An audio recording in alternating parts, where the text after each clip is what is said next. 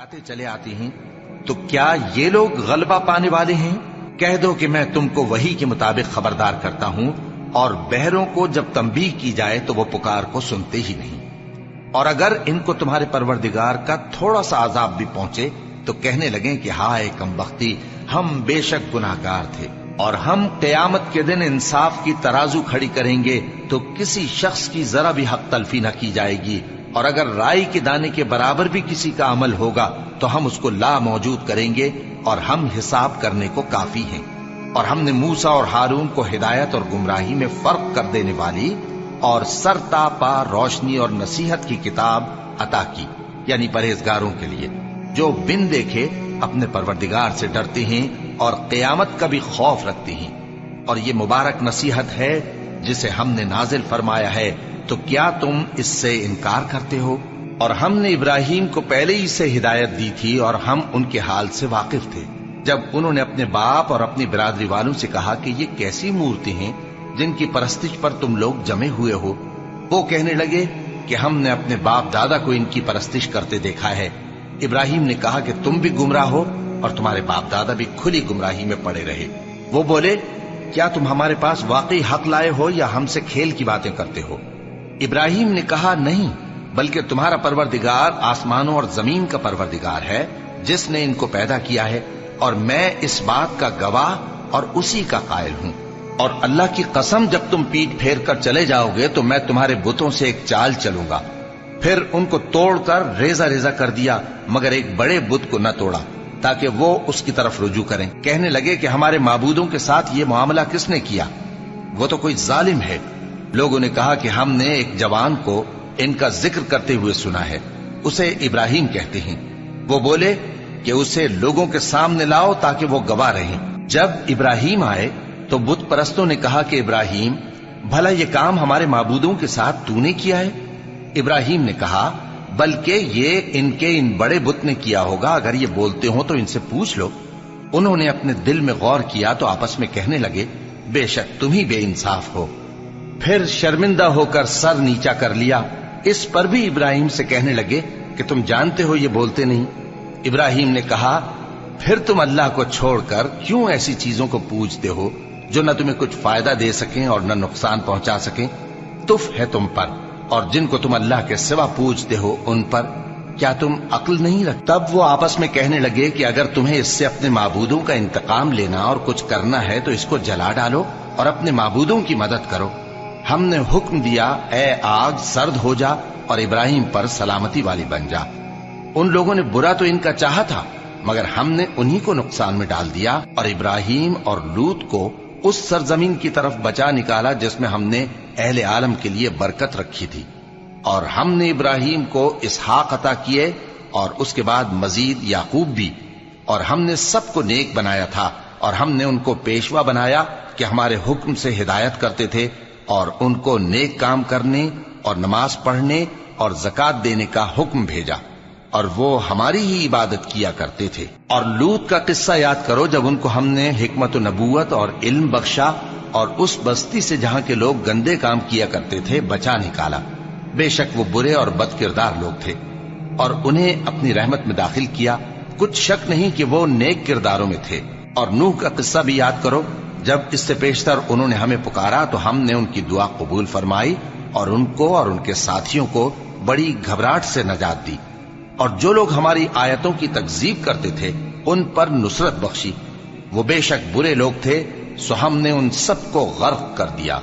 और दाऊद और सुलेमान का हाल भी सुन लो कि जब वो एक खेती का मुकदमा फैसल करने लगे जिसमें कुछ लोगों की बकरियां रात को चर गईं और इसे रौंद गई थीं, और हम उनके फैसले के गवाह थे, तो हमने फैसला करने का तरीक सुलेमान को समझा दिया।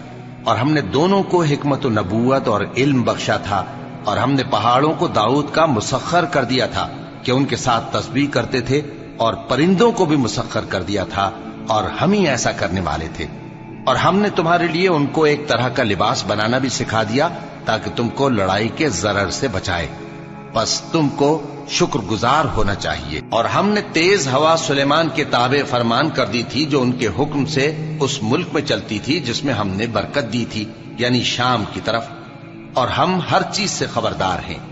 اور بڑے بڑے جنات کو بھی ان کے تابع کر دیا تھا کہ ان میں سے بعض ان کے لیے غوطہ خوری کرتے تھے اور اس کے علاوہ اور کام بھی کرتے تھے، اور ہم ان کے نگہبان تھے۔ اور ایوب کو یاد کرو جب انہوں نے اپنے پروردگار سے دعا کی کہ مجھے تکلیف پہنچی ہے اور تو سب سے بڑھ کر رحم کرنے والا ہے، تو ہم نے ان کی دعا قبول کر لی اور جو ان کو تکلیف تھی وہ دور کر دی، اور ان کو بال بچے بھی عطا فرمائے اور اپنی مہربانی سے ان کے ساتھ اتنے ہی اور بخشے۔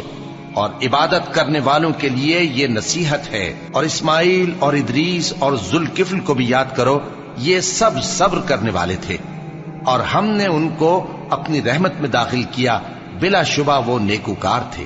اور مچھلی والے پیغمبر یعنی یونس کو یاد کرو جب وہ اپنی قوم سے ناراض ہو کر غصے کی حالت میں چل دیے اور خیال کیا کہ ہم ان پر گرفت نہیں کریں گے، مگر پھر اندھیروں میں اللہ کو پکارنے لگے کہ تیرے سوا کوئی معبود نہیں، تو پاک ہے اور بے شک میں قصوروار ہوں۔ تو ہم نے ان کی دعا قبول کر لی اور ان کو غم سے نجات بخشی، اور ایمان والوں کو ہم اسی طرح نجات دیا کرتے ہیں۔ اور زکریا کو یاد کرو جب انہوں نے اپنے پروردگار کو پکارا کہ پروردگار مجھے اکیلا نہ چھوڑ اور تو سب سے بہتر وارث ہے، تو ہم نے ان کی پکار سن لی اور ان کو یحییٰ بخشے اور ان کی بیوی کو اولاد کے قابل بنا دیا۔ یہ لوگ لپک لپک کر نیکیاں کرتے اور ہمیں امید اور خوف سے پکارتے اور ہمارے آگے عاجزی کیا کرتے تھے۔ اور ان خاتون یعنی مریم کو بھی یاد کرو جنہوں نے اپنی عفت کو محفوظ رکھا، تو ہم نے ان میں اپنی روح پھونک دی اور ان کو اور ان کے بیٹے کو اہل عالم کے لیے نشانی بنا دیا۔ لوگو، یہ تمہاری جماعت ایک ہی جماعت ہے اور میں تمہارا پروردگار ہوں، تو میری ہی عبادت کیا کرو۔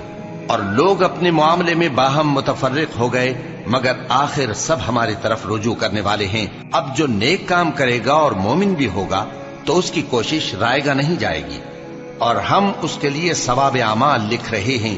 اور جس بستی والوں کو ہم نے ہلاک کر دیا، محال ہے کہ رجوع کریں، وہ واپس نہیں آئیں گے، یہاں تک کہ یاجوج اور ماجوج کھول دیے جائیں اور وہ ہر بلندی سے نیچے آ رہے ہوں، اور قیامت کا سچا وعدہ قریب آ جائے تو ناگہاں کافروں کی آنکھیں پھٹی کی پھٹی رہ جائیں اور کہنے لگیں کہ ہائے شامت، ہم اس حال سے غفلت میں رہے، بلکہ ہم خود ہی ظالم تھے۔ کافرو، اس روز تم اور جن کی تم اللہ کے سوا عبادت کرتے ہو دوزخ کا ایندھن ہوں گے اور تم سب اس میں داخل ہو کر رہو گے۔ اگر یہ لوگ در حقیقت معبود ہوتے تو اس میں داخل نہ ہوتے، سب اس میں ہمیشہ رہیں گے، وہاں ان کو چلانا ہوگا اور اس میں کچھ اور نہ سن سکیں گے۔ جن لوگوں کے لیے ہماری طرف سے پہلے بھلائی مقرر ہو چکی ہے وہ اس سے دور رکھے جائیں گے، یہاں تک کہ اس کی آواز بھی تو نہیں سنیں گے، اور جو کچھ ان کا جی چاہے گا اس میں یعنی ہر طرح کے عیش اور مزے میں ہمیشہ رہیں گے۔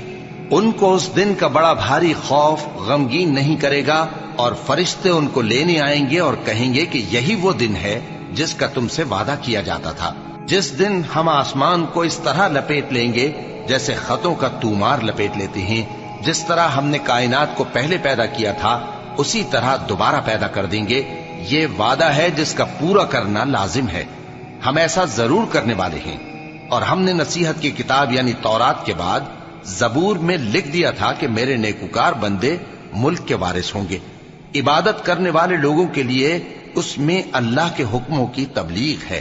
اور اے نبی صلی اللہ علیہ وسلم، ہم نے تم کو تمام جہانوں کے لیے رحمت بنا کر بھیجا ہے۔